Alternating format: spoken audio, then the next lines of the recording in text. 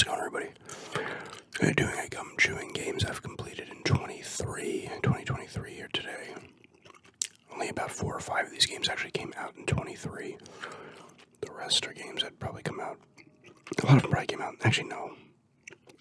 Probably 20 to 22. I don't know.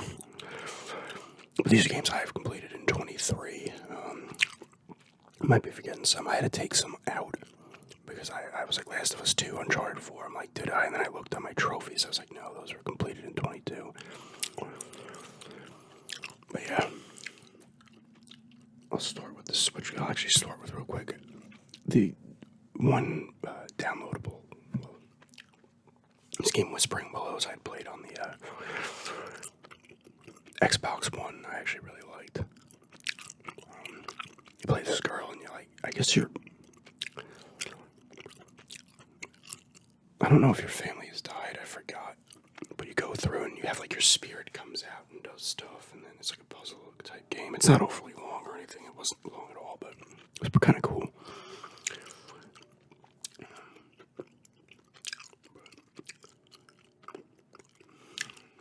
The first one here is, the second one, Kirby's Return to Dreamland Deluxe. This is a remake of was it a DS game? Actually, no, I'm sorry, was it? It was a Wii game that was like a remake of a Super Nintendo game. I don't know. I'm not super up on the Kirby, like the timeline. Either way, it was fun. My fiance and I played this. Nice 2-player game, different powers. It's Kirby, so he's, sucking enemies and fucking get their powers, different abilities and stuff. You can use, if you're 2-player, you can use a yellow or a green, whatever color Kirby. That isn't the pink Kirby. Or you could use King Day-to-Day, Meta Knight, or the Waddle Dee. I suppose just a, standard kind of overworld game where you're going from area to area and stuff. It was fun, though. A little short, but pretty fun. I don't know if we beat Kirby's, the other one, Forgotten Worlds, in 23 or not. I should have went back and looked on my other one. My last year's one, completed games. Second game here is Super Mario Bros. Wonder. This did come out this year. You know what's weird? They don't... That's funny, that must still be in the Switch, because Kirby's is in here.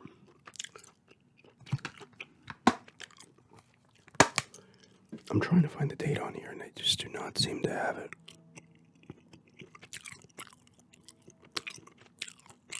Which is just strange. I mean, this obviously came out in 23. What the hell's in here? Nothing. So I've talked about in the past, I'm sure plenty of you have done this. Take a game out and you put it in another game's case, all of a sudden it becomes a problem. And you go like 8 games deep, 10 games deep to like put them back in the ones they're supposed to be in. Super Mario Bros. Wonder. Awesome game. Looks amazing. It was a classic. A lot of people call this like a spiritual successor to Mario World on the Super Nintendo. I can see that. A lot of crazy stuff going on in this game, though. You got the little wonder flowers, and you get them in each level, and all of a sudden some crazy happens and stuff. It's, you go and run around the open world. Not the open world, the overworld, but you can run around, you're not like stuck on a path, and you can find little hidden things and stuff. You gotta take out Bowser as always in this game. The boss fights in this game are kind of underwhelming. You fight, I guess it's Bowser Jr., right? The other Koopa kids are not there, and you fight him like 8 times. No, not 8 times, like 5 times. It's kind of, the boss fights, honestly, in this game are not fantastic, in my opinion. It's probably the weakest part of the game. But overall, it was really good, though. It was standard Mario fun, different stuff. They find ways to reinvent these games after all this time, which is actually kind of nuts. The elephant was the big new suit. You turn into the elephant, you smash stuff. There was one where you blow bubbles. Fire Flower was there as always. I think the raccoon suit was in this one as well. Tanuki suit, I can't remember.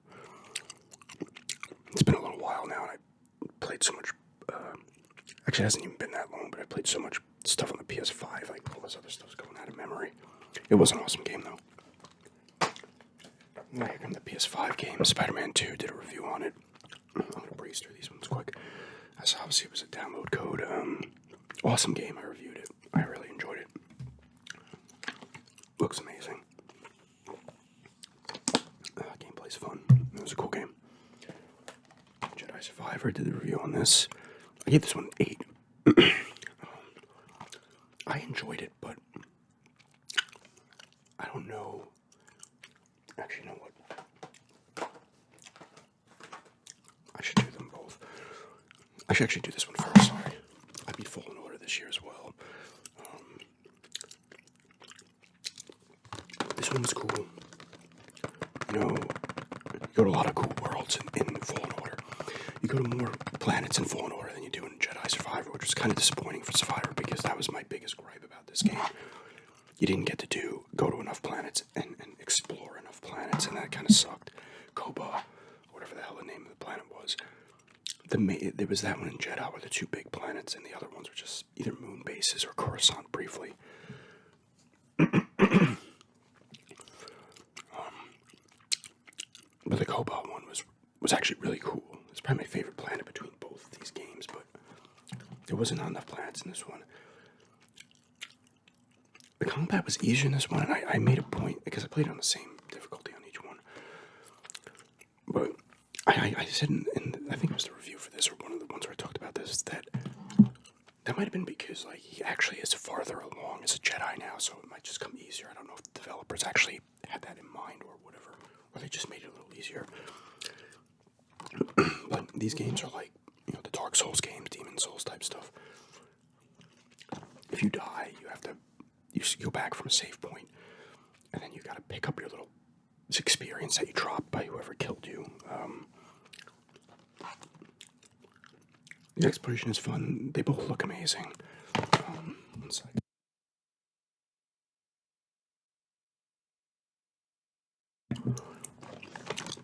They both look really nice. You do not deal with the. You only deal with the Inquisitors briefly in Jedi Survivor. In the beginning, you take the Ninth Sister out, I believe. Vader shows up in this one. I talked about how much that annoyed the shit out of me in a bunch of ways. I'm not going to talk about it again. He's in this one as well, and it makes more sense why he's in this one. He's dominant in this one. He is not in this one. They both are really cool games. If you're into Star Wars, you'll enjoy them. The characters are cool. I think they could have did more with the Dagon Gara Sarah character in this one. That was kind of disappointing as well, because I liked his character, and they didn't do enough with him. At first I was like, but maybe this one's actually better than this one, but I don't know. I'd have to maybe go back at some point and reevaluate both, because this might actually be the better of the two.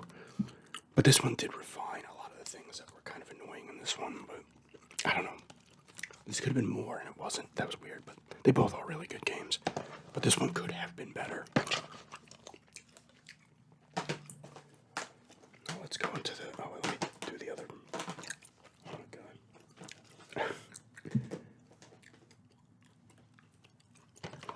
Do the other PS5 game real quick. Ghostwire Tokyo. I love this game, honestly. This was a sick game, like, really good. I forget the kid's name again. It was Keto. He plays him. You get overtaken by the spirit KK. And Tokyo, all of a sudden, like, this fog comes and everybody just disappears. You just see their clothes. And then you have to deal with the paranormal stuff that's going on. This guy, what's his name? Amaya, I forget. The bad guy. And there's other people, and you find out what he's trying to do. And there's all types of different, cool-looking supernatural entities in this game. Very good variation on the enemies as well. Everything looks great. Tokyo looks amazing. It's a first-person game where you have using different powers. You have because the spirit that possesses you, like, he's part of you now. He's got abilities like a fire attack, wind, and water, and you're using other things to take out enemies from behind. You got to take out their cores. You expose their cores by hitting them. You take them out. The combat's fun. I thought it was fun. Yeah, it's not a huge game world, but I kind of like that because it's tight, but there's a lot to find and explore in the game world itself.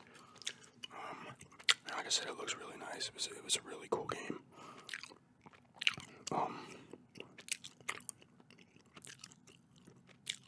The combat never got old to me. It's similar like an Assassin's Creed or stuff like that. You take out Torii gates and more area opens up and stuff like that. Similar to when you synchronize in Assassin's Creed, and you can just see more. You don't need to, like in this, you actually have to take out Torii gates to have the fog kind of go away. In Assassin's Creed, I think you can. Some of them, maybe the earlier ones, you couldn't. You explore, and it doesn't matter if you don't synchronize, but once you synchronize, it opens up more shit. Like I said, the enemies were nice, combat was fun, the game world was cool. There was a lot of other side stories as well you did, because Yokai come out as well. And you're taking out Yokai as well, you take out Yokai and stuff.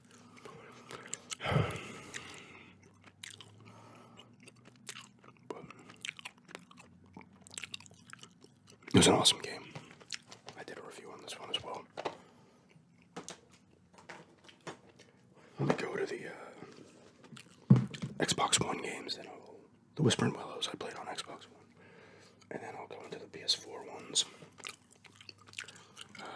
House of Ashes. I had forgotten I'd completed this because I went on my Xbox One to kind of see the games. I forgot I went on a kick of these games after I had picked up.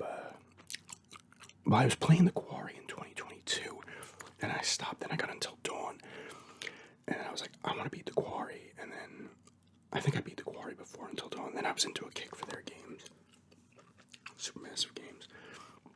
One's House of Ashes. This one I had sat on for a while. I had played it and then stopped for well over a year, because I think I had gotten this when it came out, and I think this came out in 21. Let's see. Yeah, this is my least favorite of the Dark Pictures series, but I still did enjoy it. These games are cool. It's just, you gotta make choices. Everyone could live, everyone could die. Some may live, some may die, depending on what you do, if you're quick on that button press or not.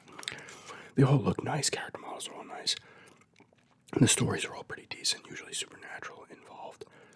This is the one that takes place in Iraq, I believe. It's during, it wasn't, was it? No. I think this was the second war in Iraq. I think, I could be wrong though, I can't remember if it was supposed to be during Desert Storm in 90 or whatever the fuck, 91, or if it was 03. But you find things, you stumble upon some shit. Actually, it wasn't, maybe it was then. I can't remember. But you do some fighting, and then all of a sudden you fall into this pit and you're down, there's creatures down there and shit.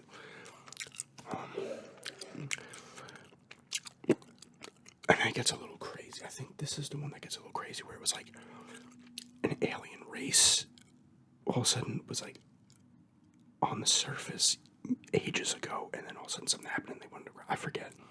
I think that's this one. It was still pretty cool, but it's not my favorite in the series. It's my least favorite, but I still liked it.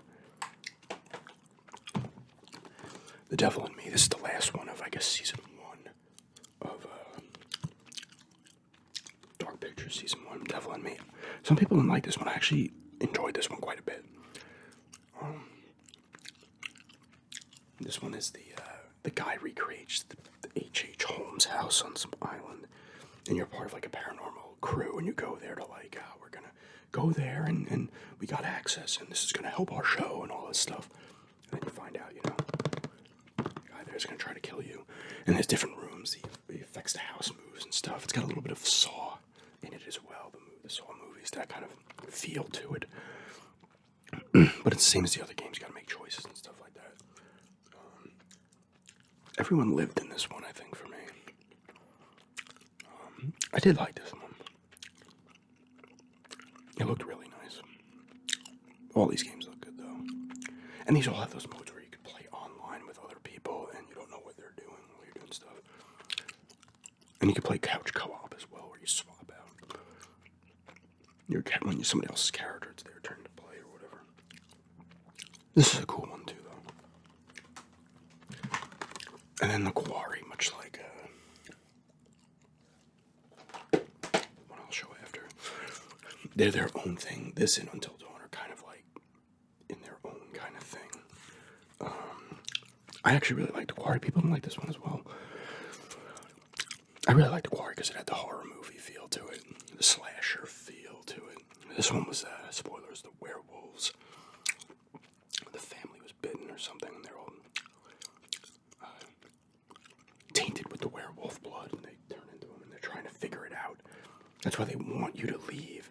In the beginning of this game, David Arquette's character is like the Quarry. That's the camp all these kids are from. He's telling them, all right, you all gotta go home. You gotta get home. All of a sudden, the one kid like rigs the car so he can be with this girl for one more night. Something stupid. And all of a sudden, David Arquette's flipping out. He's like, stay in the friggin' lodge, you idiots. Like, and they're like, why is he flipping out? And stuff starts happening.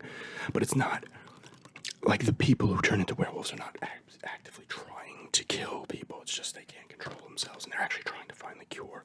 The family, David Arquette's family, and Sam Raimi as well. I forget their names. Lance Henderson and Lynn Shay as well are part of that family. And these are all the camp counselors. This kid as well too. The one from Santa Clarita Diet. You use him and her in the beginning, and then they pop up later. I like this game. Same concept.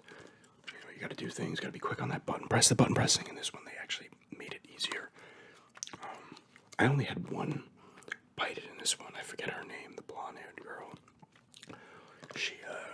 I stupidly looked in a thing. It was like, do you want to check the noise? And I was like, there's no way I'm going to die if I just open this. And I did. I was like, damn it. There's a lot. You'll recognize a lot of people in this one, though. Tim Robbins and Susan Sarandon kid is in this one. Miles Robbins, I believe his name is. I'm like, he looks familiar. I've seen him in stuff. And he looks like someone. He was also in this movie called Let It Snow. That was pretty good. And he was in Old Dads, I believe it was, with Bill Burr on Netflix. He's been around. And Justice Smith's in there. And the girl from Modern Family, Abigail something. No. Ariel Winter. Her name was Abigail in the show. In the game, I think. But I did like this one. And you're always finding the little things. And there's always in this one, I forget her name. She's another well-known actress. She's older. There's always someone pops up in between cutscenes and talks to you or whatever. But here's Until Dawn. This was their first they did of these kind of games, I think.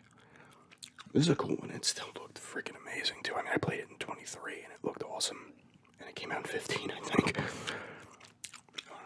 This one has Rami Malek in it and Hayden Panettiere. The two bigger. And they all get somebody who's somewhat well known. This is before Rami Malek really, really exploded. I don't know if he had. This had to have been before the Queen movie, right? I don't know. He played Freddie Mercury in that movie. This is a good one too. Another one I like because it has that horror movie feel to it. You're on the beginning. These two sisters get killed, and you go back to the lodge where you went, to try to, I don't know, come to grips with it or whatever. And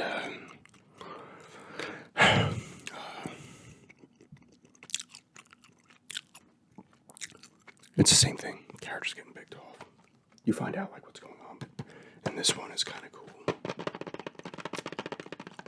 I don't know, call it a twist, but same thing. No choices. Everything else. The environments in this one are cool. Snowy mountains and stuff like that. This is the one that has Peter Stormare. Is that his name? He's the one in between. He's like the one character's therapist who ends up being the killer.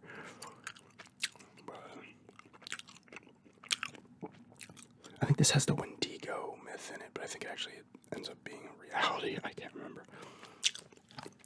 It was cool though. I like these kind of games because they're like almost an evolution of like point and click games where you're doing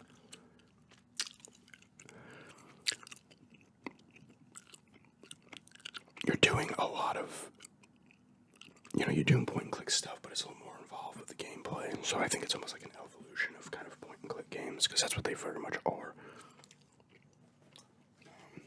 Stray, I don't know if I added this to 22. I completed this on January 1st, 23, according to the trophies. I reviewed Stray, I'm pretty sure. I talked about Stray. I really loved this game. It was a good change of pace of a game. Short, but whatever. This was not a full price title, I don't believe. I think it was originally 30 or 40 when it came out. Maybe it was more. I liked it though, it was different. It was just kind of a fun game to explore this little city that you're in. All the humans are gone, and then this cat, you're hanging out with these other cats, and you fall into this thing, and you're in this other city that would have been, I guess, set up after whatever the fuck happened on the outside happened, and then shit happened on the inside, but they made robots, and the robots are all still there. These weird bug things are taking out the robots, so they're stuck, and you're just trying to get out, and then you meet the little robot thing, whatever the hell it was called. It's on the back there. Like, this guy, like, put his, like, conscious kind of into this little robot. I liked it. I actually enjoyed it. I don't know. It's a fun change of pace, little kind of exploration, finding things, figuring it out. It was a good one. I liked it. Last of Us Remastered. I played this, I think, after 2. I played this back in 2013, but I was like, you know what, I want to play it again. And the Remastered had the old DLC and shit in it, and graphically it didn't look much better than the original at all, but I know they did the full remake, I think, right, on the PS5. I'll probably get that eventually, but I have no interest in playing it again this soon. It was a great game, it's Last of Us. A phenomenal game. Got Joel, Ellie here. Classic characters, good stealth, good story. I'm not going to sit here and tell you these games are groundbreaking stories, because in my opinion they are not. They are freaking... They are, standard apocalypse stories with a little more heart, maybe. Like the story between Joel and Ellie is nice, the way Joel kind of warms up to her and stuff, and everything like that, and But it's not like people acted like it was some kind of groundbreaking thing, and I was like, what? The story's good, the voice acting's amazing, but it's not. It ain't Silent Hill 2, okay? But it is an amazing game. And The Last of Us Part 2 I love as well, and this is amazing. I might like this one a little better. Like when I played, I think the same thing with the Fallen Order and Jedi Survivor. When I played 2, I had not played this one in years. And I was like, they did refine the stuff in 2, made combat a little better and stuff, and some of the crafting and shit was better in 2, obviously graphically. And there's a little more exploration in 2, especially the Seattle part, or when you first get there in Last of Us Part 2. It was cool to go and do kind of little side type things and stuff. But this one is tighter, and this is just, I don't know. This one might be the better game. I don't know. They're both awesome, though. I love them both. Resident Evil 4. This was a 2023 game. This was a 2005 game. They remake in 2023. Amazing remake. Obviously, it improves upon everything, not just the graphics. You can move and shoot in this one. And you got the classic, the best, the man, Leon S. Kennedy doing his thing. He only has eyes for Ada. Ashley in this game, and the same thing with the original. She's trying to flirt with him and stuff, and Leon's just like, no. Leon's like, get the hell out of here. Ada Wong's the only one I give a shit about. It's an awesome game, though. It's Resident Evil 4. The original changed. It was a landmark for gaming in reality. I wouldn't call this one a landmark, the remake, but it's awesome. This is the one that was still survival horror-ish, but it was making the move towards action horror. Then that went backwards again when 7 came out, because 7, in my opinion, and survival horror is, it depends on who it is, right? I'm creeped out by Silent Hill and Fatal Frame. Other people might not be. Other people are creeped out by Dead Space and Resident Evil. I'm not. But 7 legitimately was creepy to me, and Village was, but not like 7. But it's awesome. This game's awesome. You gotta save the president's daughter, who's Ashley, and the character models in this game are incredible. I've talked about that when I did the review. It's just a classic game remade, and it's still awesome. And the Mercenaries mode's in here, I believe, still, right? I didn't play it. I played it in the original, but it's just a classic game. And the last one here is the one I beat before I got the PS5 because I'm like, I gotta beat this game. And it's a Final Fantasy VII Remake. I was playing it last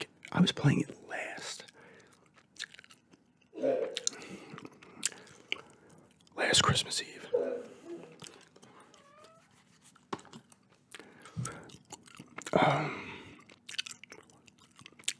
And then I put it down. I'd gotten to like chapters 16 or 15. Like I was well along.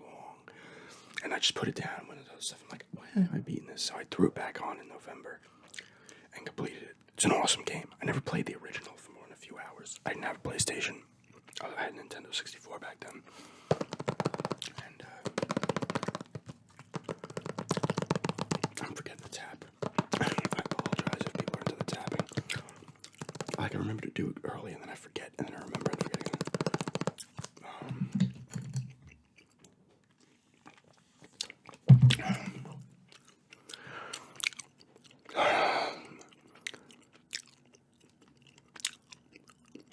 Awesome game. Like I said, this is an actual remake, and part 2 comes out. That's part of the reason I'm like, I'm just getting the PS5 now. I know that's coming out in a few months. I need to get it. And I'm like, I need to complete this too. But I didn't have that much longer to play. I maybe played like 4 or 5 more hours of it, and I was done. It's an awesome remake. Like it redoes everything. It's not turn-based anymore in terms, it's not standard turn-based combat anymore. You're running around doing stuff, wailing on people. You get different upgrades. You're using Cloud. Before you use a Cloud, I can't remember. Tifa, Cloud, Aerith. What's the dude's name? I can't remember his name with the machine gun arm. I don't know if you use like Wedge and the others, or they're just secondary help characters. I can't remember because like I said, I was playing it back then. If you use them briefly, why can't I remember his name? Oh, it's pissing me off. Why can't I remember his name? But it's Sephiroth doing stuff, but Shinra Corporation's doing shit in the city you're in. Was it Midgard? With a Makia. Or the Maka. Mako. And you're part of this eco group, Avalanche. Well, you are Cloud, isn't it? First, then he becomes part of it. Combat was fun, graphics looked great. It was a legitimate, once again, like Resident Evil 2, Resident Evil 4, Resident Evil 3. It was an actual straight up remake. It was not a remaster or anything. It was awesome stories, decent, I can't wait for the second part because I know that's going to unleash the huge open world, and that's what I'm excited for. Because this one, admittedly, you get a little tired, at least I did, of seeing the same kind of backgrounds and areas a lot. Still all looks amazing, but you're like, oh, I want more variety. But it was an awesome game. You get different weapons, you're upgrading your weapons, you put little things in there for little boosts and stuff. You have magic as well. And there's some side stuff, mini games as well. It's an awesome game. But yeah, those are the games I completed in 23. I think that's all of them. I might have forgotten a few, but I think I'll complete more in 24. We'll see. But yeah,